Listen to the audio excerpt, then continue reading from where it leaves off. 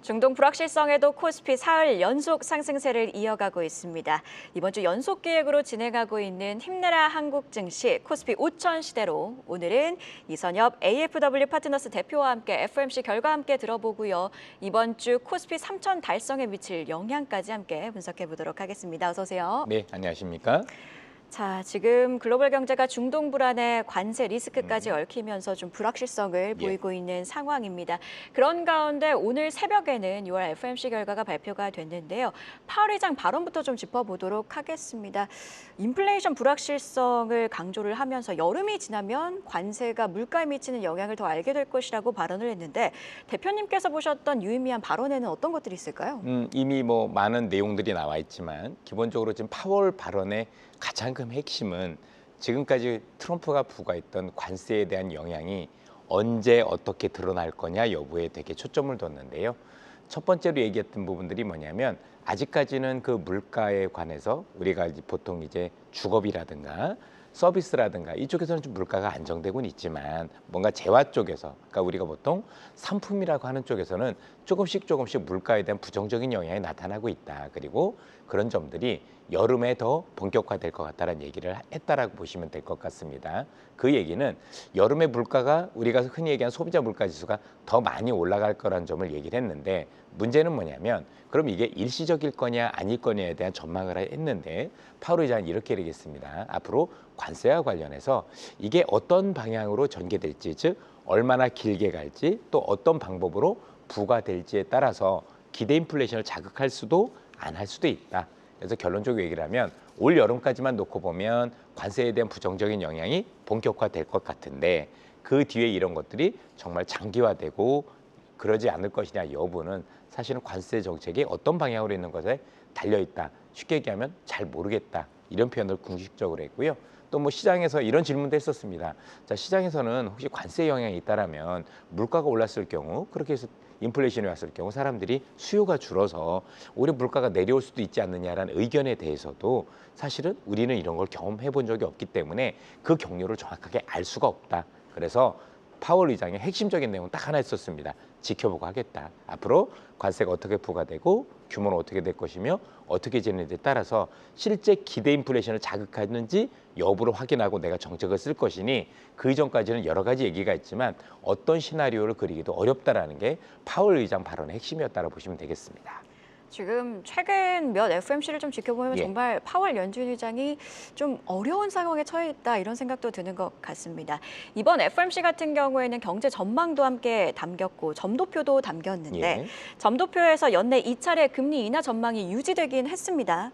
그런데 중간값이 3.875%에서 4%로 올라왔어요. 이 말은 올해 말 금리 수준을 기존보다 더 높게 보는 위원들이 많았다는 뜻인데 연준의 통화정책 경로는 어떻게 보고 계신가요? 우선 이것과 관련해서 방금 전에 그 닉 티밀하우스라고 기자가 이제 한마디 했죠.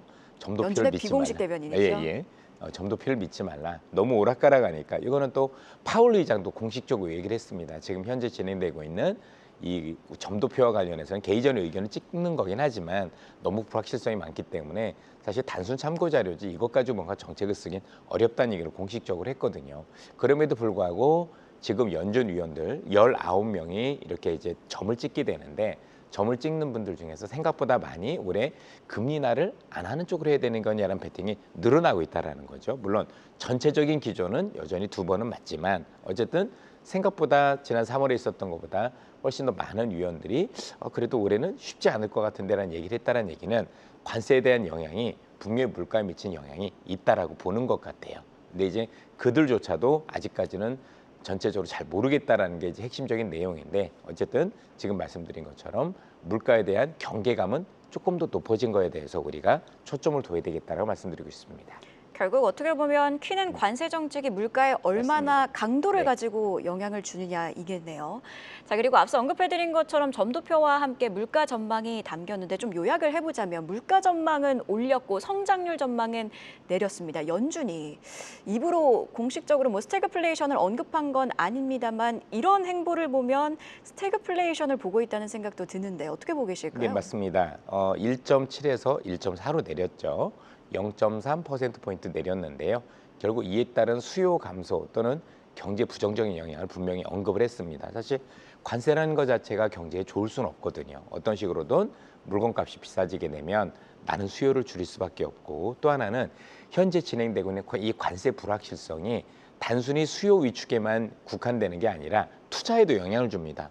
기업들이 투자를 하고 싶은데 앞으로 어떻게 될지 모르겠으니까 불확실성 때문에 내가 좀 투자를 미뤄볼까, 이러면 전체적으로 경제에 미치는 주름살이 커질 수밖에 없다라고 생각을 하는데요. 다만 전체적인 어떤 부분과 관련해서는 너무 많은 폭을 내린 건 아니라는 점, 또 실업률과 관련해서도 여전히 조금 그것과 달려서 우려스러운 점이 아니라는 점들을 감안했다라면 유의미한 수준으로 스태그플레이션을 경고한 건 아니다라고 볼 수 있겠습니다. 유의미한 수준으로 스태그플레이션을 경고한 건 아니다, 이렇게 강조를 해주셨습니다. 자, 한국은행 이야기로 좀 연결을 지어보면요. 이스라엘과 이란의 갈등이 좀 길어지고 있는 양상입니다. 이에 미국을 포함한 주요국들, 뭐 영국의 영란은행이라든지 글로벌 중앙은행들이 금리 인하 신중 모드를 취한 모습인데, 일각에서는 한국은행도 7월에는 금리를 동결할 가능성을 보고 있는 것 같습니다. 어떻게 보고 계실까요? 한은 총재께서 얼마 전에 기자회견을 하셨고요. 이와 관련해서 신중 모드를 직접적으로 발언을 했습니다. 그 가장 큰 이유는 역시 부동산 문제에 있습니다. 왜냐하면 지금 우리 시장이 다른 시장과는 조금 다른 모습을 보이고 있는 게, 우선 지금 현 정부도 마찬가지지만 한국은행도 우리나라 경기가 너무 어렵거든요. 그래서 경제를 살리기 위해서 정책을 써야 되는 데선 이견은 없습니다. 그러면 사람들 머릿속에서는 앞으로는 금리를 더 내릴 수 있다. 즉 시장에서는 유동성이 더 풀릴 수도 있다. 또 집과 관련해서 내가 돈을 빌릴 때 더 유리할 수 있다는 기대가 작용을 합니다. 이에 비해서 부동산과 관련해서는 더 오를 수 있다는 기대가 있는 상황에서 내년 놓고 보니까 공급이 여전히 타이트한 거예요. 그러면 부동산과 관련된 공급은 늘어나지 않을 것 같은데 나름대로 유동성은 더 강화가 되고 약화가 되죠. 더 풀리는 모습들이 된다면 집값을 자극할 수 있지 않겠느냐라는 게 현재 한은의 시각이고, 결국에는 조금 더 신중 모드를 통해서 다음 달에는 금리를 동결하겠다는 의지를 분명히 했고요. 거기에 숨어 있는 의지가 있는 게 뭐냐면 정부한테 부탁을 한 겁니다. 앞으로 집값이 안정될 수 있다는 시그널을 보여줘라. 그리고 그 시그널은 공급과 관련된 대책이다. 그래서 향후에 공급이 충분할 수 있는 대책이 좀 빨리 나와서 우리가 정책을 쓸 때 이런 점들을 감안해서 경제를 살릴 수 있도록 뭔가 조치를 취해야 되지 않겠느냐가 한은의 입장이다, 이렇게 보시면 되고, 결론적으로 다음 달에는 동결, 그리고 그 이후에는 주택과 관련된 공급과 관련해서 뭔가 명확한 시그널을 통해서 안정될 수 있다는 시그널이 나올 때 뭔가 추가적인 어떤 인하라든가 조치를 취할 수 있겠다, 이렇게 지금 결론을 지은 거로 보여집니다. 자, 그리고 중동 리스크로 국제 유가도 좀 변동성을 보이고 있는 상황입니다. 고유가 기조가 지속될 가능성이 있다고 보시는지, 그렇다면 관련 산업에는 어떤 영향이 있을까요? 사실 그 오늘 파월 의장도 그런 얘기를 했거든요. 뭔가 이런 중동 사태와 관련해서 고유가가 장기화되는 경우는 별로 없었다라는 표현을 했었는데요. 현재 시장에서도 그렇게 보고 있습니다. 왜냐하면 이제 1970, 80년대가 좀 많이 다른 게, 지금은 미국 같은 경우가 유가를 수출하는 국가로 바뀌어 있고, 그동안에는 그 이전에는 미국이 거의 원유를 수입을 했었거든요. 그러다 보니까 전체적으로 유가가 오를 수밖에 없겠지만 그 오르는 게 초장기화되지는 않을 것 같고 일시적인 현상에 그칠 것 같다, 이런 판단을 한 것 같아요. 그런데 어쨌든 간에 현 수준에서 유가가 지금보다 좀 더 올라갈 수 있다라면 특히 한국 경제는 주림살일 수밖에 없는 게, 우리는 원유가 나는 나라도 아니고 또 모두 수출과 관련해서 품목들이 원유를 기반으로 원재료를 수입을 하는 경우들이 많기 때문에 사실 기업들 입장에서는 최근에 여러분 얘기했죠. 환율도 부담이 되잖아요. 원화가 강세니까. 거기에다가 아시는 것처럼 관세 부담도 있고 거기다 원재료 부담도 있다라고 본다라면 기업들의 수익성 악화에는 사실은 부담이 될 수밖에 없다, 이렇게 말씀드릴 수 있겠습니다.